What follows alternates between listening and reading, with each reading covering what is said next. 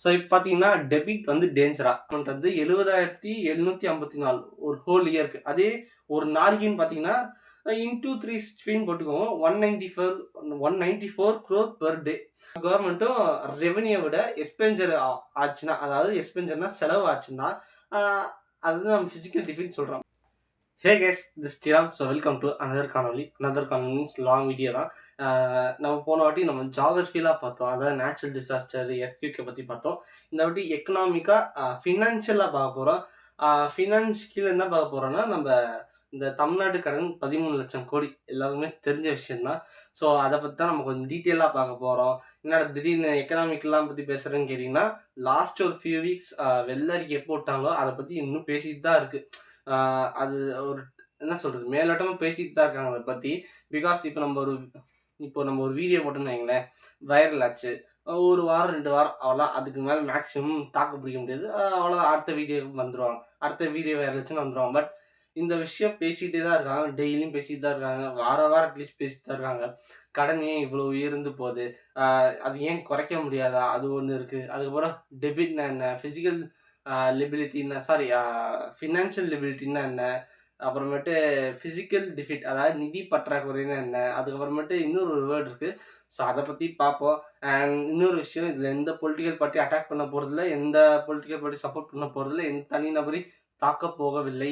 ஏன்னா இந்த இந்த 13 லட்சம் கோடி இந்த டிபார்ட்மெண்ட்டில் அது அந்த கவர்மெண்ட் இந்த கவர்மெண்ட் யாரையும் அட்டாக் பண்ண போகிறதில்ல.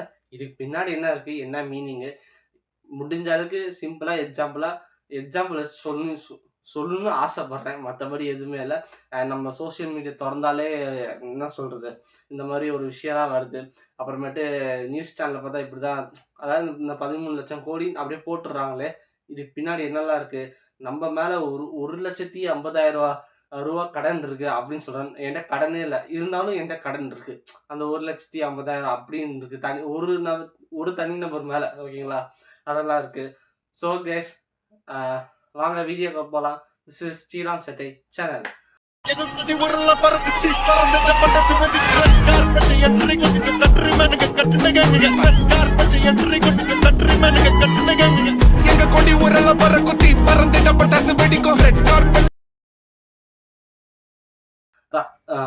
ஃபர்ஸ்ட் இப்போ டெபிட்னா என்ன, அதுதான் இப்போ பார்க்க போகிறோம். டெபிட்னா சிம்பிளாக சொல்லணும்னா கடன். இப்போ அதை எக்ஸாம்பிள் சொல்லணும்னா, நீங்கள் ஒரு வீடு கட்ட போகிறீங்க, சேவிங்ஸ் ஒரு 20 லட்சம் தான் இருக்குது. பட் டோட்டல் ஆக்சுவல் கன்ஸ்ட்ரக்ஷன் வந்து 50 லட்சம். மிச்சம் 30 லட்சம் தான் பேங்க்லேருந்து லோன் மூலியமாக தான் இருக்கணும். அதே தான். ஸோ லோன் எடுக்கிறது தப்பு இல்லை, பட் நம்மளால் இஎம்ஐ மேனேஜ் பண்ண முடியுமா, இன்கம் எவ்வளோ வருது, ஸோ இதெல்லாம் நம்ம பார்க்க வேண்டிய ஒரு விஷயம். அது இப்போ அதே கான்செப்ட் தான் கவர்மெண்ட்டும். ஸோ என்ன சொல்கிறது, கவர்மெண்ட்டுக்கு டெய்லி எக்ஸ்பென்ஸ் இருக்குது. என்னென்னா road, bridge, government schools, hospital, water project, metro rail, disaster relief, pipe line, fire service, public transport, industry bring பண்ணுறதுக்கு இன்ஃப்ராஸ்ட்ரக்சர், இதெல்லாம் செய்ய thousands of crores வேணும். பட் இந்த thousands of crores வந்து இதிலே செய்ய முடியுமான்னு கேட்டிங்கன்னா கண்டிப்பாக முடியாது. லோன் எடுத்து தான் ஆகணும். ஸோ ஆல்மோஸ்ட் எல்லா கண்ட்ரிலையும் லோன் பாரோ பண்ணுறது தான், இதில் எந்த டவுட்டும் இல்லை. ஸோ நம்ம கவர்மெண்ட் கலெக்ட் பண்ணுற டேக்ஸில் வச்சு கூட இதெல்லாம் பண்ண முடியாது. ஸோ சில விஷயங்கள் நம்ம கடன் வாங்கி தான் ஆகணும். அந்த வகையில் தான் இந்த 13 லட்சம் கோடி. அதுக்குன்னு 13 லட்சம் கோடியே எல்லாமே கேட்டிங்கன்னா அதில் இன்னும் சில விஷயங்கள்லாம் இருக்குது. ஸோ ரொம்ப டெப்த்தாக போகலாம். பட் இந்த கவர்மெண்ட் அந்த கவர்மெண்ட், இந்த டிபார்ட்மெண்ட் இவ்வளோ பண்ணிருக்கேன், அந்த டிபார்ட்மெண்ட், அதெல்லாம் நான் பற்றி பேச போகிறது இல்லை. பேசினா அடிப்பாங்க, ரொம்ப போட்டு அடிக்கடி அடிச்சிடுவாங்க. அதனால் நம்ம மேலோட்டமாக பார்த்துட்ருக்கோம், மற்றபடி எதுவுமே இல்லை. ஓகேங்களா. ஸோ இப்போ பார்த்தீங்கன்னா டெபிட் வந்து டேஞ்சரா, அது ஒரு கொஸ்டின் இருக்குது. என்னை பொறுத்த வரைக்கும் மோஸ்ட்லி இல்லைன்னு தான் சொல்லுவேன். பிகாஸ் ஏன் கேட்டிங்கன்னா, இப்போ ஃப்ரெண்ட் ஏ வந்து ஃப்ரெண்ட் பி இருக்காங்க. இப்போ ஃப்ரெண்ட் ஏ வந்து 10 லட்சம் வரைக்கும் லோன் எடுக்கிறாங்க, பட் மந்த்லி இன்கம் 2 lakhs. அதே ஃப்ரெண்டு பி கிட்ட வந்து 2 லட்சம் லோன் எடுக்கிறாங்க, பட் மந்த்லி வந்து 10,000 மட்டும்தான் வாங்குறாங்க. ஸோ இந்த ஃப்ரெண்டு ஏ ரிஸ்க்கா, ஃப்ரெண்டு பி ரிஸ்க்கான்னு கேட்டிங்கன்னா ஃப்ரெண்டு பி தான் ரிஸ்க்கு. ஏன்னா அவர் தான் ரிஸ்கில் இருக்கார். ஸோ அதே தான் கான்செப்ட்டு இங்கேயும் கவர்மெண்ட்டு. நம்ம எவ்வளோ லோன் எடுக்கிற முக்கியம் இல்லை, எவ்வளோ இன்கம் வருதுன்னு பார்ப்பாங்க. அப்புறமேட்டு ரீபே பண்ணுறது கெப்பாசிட்டி இருக்கா, எக்கனாமிக் க்ரோத் ஆகுதான்னு அதையும் எக்ஸ்பெக்ட் பார்ப்பாங்க. அதாவது எஸ் டெபிட் அமௌண்ட்டை வச்சா மட்டும் என்ன சொல்கிறது, அதை மட்டும் ஜட்ஜ் பண்ண மாட்டாங்க. ஸோ இதுதான் டெபிட் எனக்கு டேஞ்சர் கேட்டிங்கன்னா இல்லைன்னு தான் சொல்லுவேன். ஸோ இன்கம்மை பொறுத்து நிறைய பேரோட லோனும் இருக்குது. ஸோ அதனால் பார்த்து பார்த்து எடுப்பாங்க. இப்போ எங்கள் வீட்டில் வந்து ஒரு மாதத்துக்கு 60,000 வாங்குறாங்க. ஒரு 5,00,000 லோன் போடுறோன்னு வைங்களேன். அது 5,00,000த்துக்கு லோன் எடுக்கிறோன்னு வைங்களேன். 60,000 இன்கம் வருதுன்னா முடிஞ்ச அளவுக்கு மேனேஜ் பண்ணுறதுக்கு கெப்பாசிட்டி இருக்குது. ஸோ இதையும் பார்ப்பாங்க. இந்த இந்த இதையும் எக்ஸ்பர்ட்ஸ் நிறைய பார்ப்பாங்க. ஸோ என்னை பொறுத்த வரைக்கும் இதை டெபிட்டை பற்றி ஏன் பேசுகிறேன்னா, டெபிட்டில் இந்த ஃபுல் வீடியோக்கும் ஒரு ஒரு வீடியோ பேசுகிறேன்னா எக்கனாமிக்ஸ்ட்டு இருக்காங்களா அவங்க மட்டும் இல்லை, ஒரு ஒரு காமன் பீப்புளும் தெரிஞ்சுக்க வேண்டிய விஷயம் இந்த வீடியோ தான். ஓகே, அடுத்தது பார்க்கலாம். கடன் யார்கிட்டருந்து வாங்குறாங்க? ஸோ மோஸ்ட்லி ஆர்பிஐட்டேருந்து வாங்குவாங்க. அப்புறமேட்டு எஸ்டிஎல்னு சொல்லுவாங்க. STL means state development loans, அதுலேருந்து எடுப்பாங்க. அப்புறம் இன்சூரன்ஸ் கம்பெனி, அப்புறம் சென்ட்ரல் கவர்மெண்ட்லேருந்து இந்த அதுப்பா ஏதோ சொல்லுவாங்கள்ல ஸ்கீம்ஸ், அவங்க ஒரு ஸ்கீம்லாம் சொல்லுவாங்கள்ல, அவங்கள்ட்டேருந்து எடுப்பாங்க. அதுக்கப்புறமேட்டு ஆர்பிஐ கிட்டேருந்து ஷார்ட் டேர்ம் பிளான்ஸாக கேட்பாங்க. பட் இதுக்கு இன்ட்ரெஸ்ட் பே பண்ணணும். அப்புறமேட்டு சிங்கிள் ஸ்பெசிஃபிக்காக பீரியடுக்கு அப்புறம் அமௌண்ட்டை ரீபே பண்ணணும். ஸோ இதெல்லாம் இருக்குது. யார்கிட்டேருந்து வாங்குறோன்னு ஒன்று இருக்குல்ல. இப்போ நம்ம பணம் வாங்குறோம்னா பேங்க்கில் போய் லோன் வாங்குவோம். இவங்களாம் கொஞ்சம் பெரிய பெரிய அமௌண்ட்டில் வாங்குறது ஆர்பிஐ, சென்ட்ரல் கவர்மெண்ட் ஸ்கீம்ஸு, இதுலேருந்து பார்ப்பாங்க. ஸோ இதுவும் இந்த விஷயமும் இருக்குது. ஓகேங்களா? ஓகே, லோன் எப்படி கட்டுறாங்க அதுவும் ஒன்று இருக்குல்ல. எவ்வளோ கட்டுறாங்க அதுதான் ரொம்ப முக்கியம். அதாவது இன்ட்ரெஸ்ட்டும் கட்டுவாங்க, லோன் ரீபேமெண்ட் கட்டுவாங்க. இன்ட்ரெஸ்ட் வந்து நான் சொல்லிடுறேன், உங்களுக்கு பார்த்தே சொல்லிடுறேன். இன்ட்ரெஸ்ட் பேமெண்ட் வந்து 70,754 ஒரு ஹோல் இயருக்கு. அதே ஒரு நாளைக்குன்னு பார்த்தீங்கன்னா இன்டூ 360 போட்டுக்கோங்க. 194 crore per day. Loan repayment வந்து 55,845ங்க ஹோல் இயருக்கு. அதான் அந்த 55,845 இன்டூ 365னா 153 crore per day. இப்போ 194 + 153 போட்டிங்கன்னா 347 crore per day. ஒரு நாளைக்கு 347 கோடி கட்டுறோம் ஒரு நாளைக்கு. ஓகேங்களா? இதுலேயும் நம்ம ஒரு சில டிஃப்ரென்ஸ்லாம் இருக்கும் நம்பர்ஸ்லாம். ஸோ அதெல்லாம் நம்ம டெப்த்தாக பார்க்காம அப்படியே மேலோட்டமாக நம்ம பார்க்குறோம். ஒரு நாளைக்கு இவ்வளோ கவர்மெண்ட் இவ்வளோ பே பண்ணுறாங்க. ஓகே, இப்போ வைரலானது வந்து 13 லட்சம் கோடி. இந்த 13 லட்சம் கோடி வந்து இதில் கொஞ்சம் டிஃப்ரென்ஸ் இருக்கும். என்னன்னா அவுட்ஸ்டாண்டிங் டெபிட்டு, government guarantees, public sector enterprises liabilities, electricity board application, other future financial commitments, இதெல்லாம் கேல்குலேட் பண்ணுற கான்செப்ட் தான் டோட்டல் ஃபினான்ஷியல் லிபிலிட்டிஸ். அதனால தான் இந்த 13 லட்சம் கோடி மொத்தமாக ரவுண்டாக சொல்கிறோம். இந்த டிபார்ட்மெண்ட்டுக்கு இத்தனை லட்சம் கோடி, அந்த டிபார்ட்மெண்ட் இத்தனை லட்சம் கோடி சொல்கிறோம்ல, அதெல்லாம் சேர்த்து வச்சு தான் 13 லட்சம் கோடின்னு சொல்கிறோம். அவ்வளோதான். ஸோ இதை பார்த்துட்டு யார் கன்ஃபியூஸ் ஆகணும், எல்லாம் பயப்படுறாங்க. சில பேர் ஒரு சில பேர் சொல்கிறாங்க இதெல்லாம் ஒன்றும் இல்லை அப்படின்னு சொல்கிறாங்க.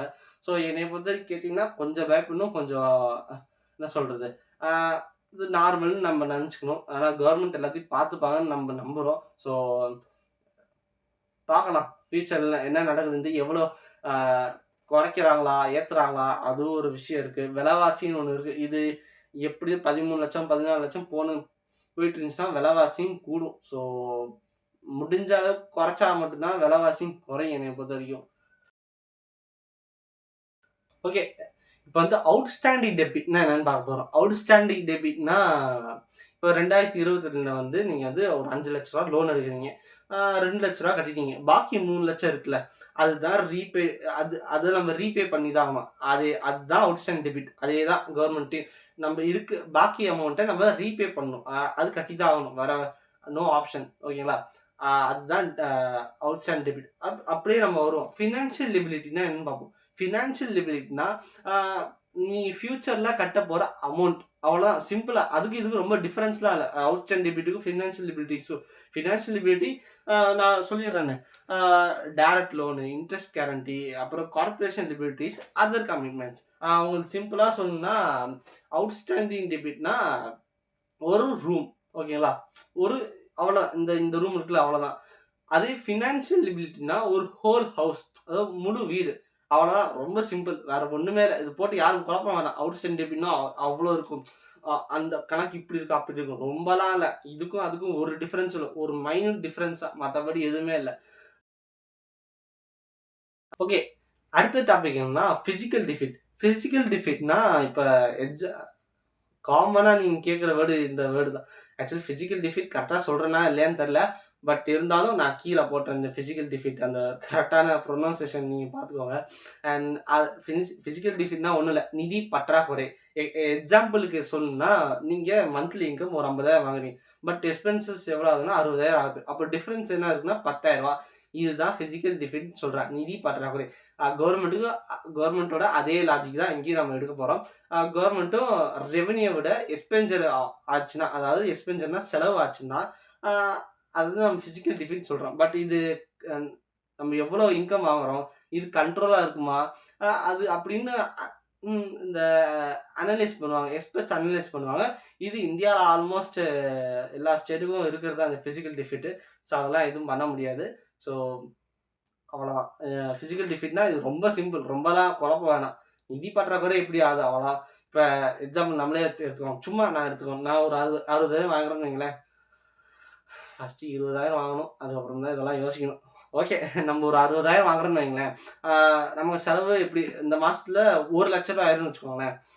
அப்ப டிஃபரன்ஸ் ரூ. 40,000 இருக்கு நம்மட்ட. எங்க 1,00,000 எங்க எக்ஸ்பென்ஸ் இருக்கு? 60,000 எங்க இன்கம் இருக்குன்னு பார்த்துக்கோங்க. ஸோ இதுதான் பிசிக்கல் டிஃபீட்ன்னு சொல்லுவாங்க. எவ்வளோ செலவு ஆகுதுன்னு பார்ப்போம். அவ்வளோதான். ஓகே. இப்ப வந்து ரெவென்யூ டிஃபிட்னா என்ன? இப்ப அதுதான் பார்க்க போறோம். ரெவென்யூ டிஃபிட்னா வருவாய் பற்றாக்குறை. கவர்மெண்ட்க்கு 2 எக்ஸ்பென்சஸ் இருக்கு. ஒண்ணு கேப்பிட்டல் எக்ஸ்பென்சஸ், இன்னொன்னு ரெவென்யூ எக்ஸ்பென்சஸ். இந்த ரெவென்யூ எக்ஸ்பென்சஸ் கீழ வந்து நான் சொல்லிர்றேனே. Salary, pension, office maintenance, electricity bills, subsidies, அப்புறம் டெய்லி ரெவென்யூ எக்ஸ்பென்சஸ். ஸோ இதெல்லாம் கவர் பண்ண முடியாம போனா மட்டும் தான் வருவாய் பற்றாக்குறைன்னு சொல்லுவோம். பிசிக்கல் டிஃபிட்னா நிதி பற்றாக்குறை. இது வருவாய் பற்றாக்குறை. அவ்வளவுதான். ஓகேங்களா? ஓகே. இப்ப எக்ஸ்பெர்ட்ஸ்லாம் இருக்காங்கல்ல, ரொம்ப இந்த எக்கனாமிக்ஸ் பத்தி, அதாவது நம்ம வந்து என்ன பார்க்க போறோம்னா, ஆ ரொம்ப பேசிட்டு இந்த இன்கம்லாம் இப்படி வச்சா தான் நீங்க சேவிங்ஸ் பண்ண முடியும் அப்படிலாம் சொல்லுவாங்கல்ல. இந்த எக்கனாமிக்ஸ் எக்ஸ்பெர்ட்ஸ் இருப்பாங்கல்ல, அவங்கலாம் என்ன பார்ப்பாங்கன்னா, ஒரு சிங்கிள் நம்பர மட்டும் பார்க்க மாட்டாங்க. ஜஸ்டிஃபை பண்ண அத அத வச்சு கருத்து சொல்ல மாட்டாங்க. அது கீழ நெறைய விஷயங்கள் பார்ப்பாங்க. அதையும் நம்ம பார்த்துருவோம் என்னென்னன்ட்டு. ஸோ என்னைய பொறுத்தவரைக்கும் என்னெல்லாம் பார்க்குறாங்கன்னா, state GDP growth, tax collection, employment, industries, interest burn, அப்புறம் டெபிட் ஜிஎஸ்டிபி ரேஷன், அப்புறமேட்டு பாரோட் மணி, ப்ராடக்டிவ் ப்ராஜெக்ட்ஸ்க்கும் யூஸ் பண்ணது தான். இதெல்லாம் அனலைஸ் பண்ணுவாங்க. இந்த இந்த எக்ஸ்பர்ட்ஸ்லாம் இருக்காங்கல்ல, இவ்வளோ ஆகுது, என்னென்னலாம் ஆகுது, என்னென்னலாம் இங்கே தப்பு நடக்குது.